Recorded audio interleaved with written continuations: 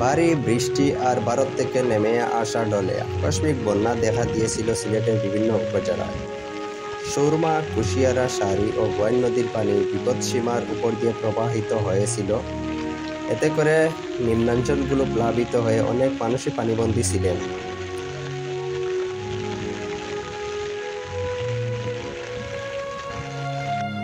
নতুন করে বৃষ্টিপাত হয়নি, আকাশেও রোদের দেখা মিলেছে। এ অবস্থায় বিভিন্ন এলাকায় বন্যার পানি কমতে শুরু করেছে। আজ শুক্রবার দুপুর 12টা পর্যন্ত সিলেট জেলার সুরমা ও কুশিয়ারা নদীর 3টি পয়েন্টে পানি বিপদসীমার উপর দিয়ে প্রবাহিত হলেও সবকটি নদীর পানি কমেছে।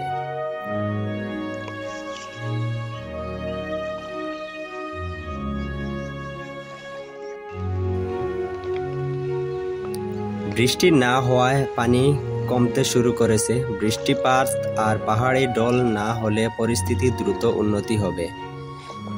এরকম আবহাওয়া থাকলে আগামী 7 থেকে 10 দিনের মধ্যে পানি পুরোপুরি নেমে যাবে।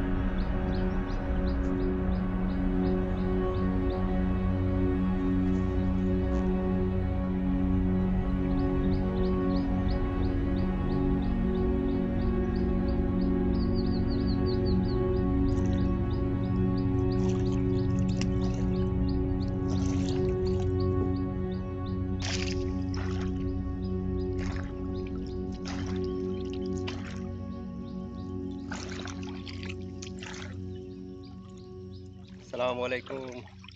এখানে আমার চলাচল কিলা বন্যার পানি বাসায় এনে সারা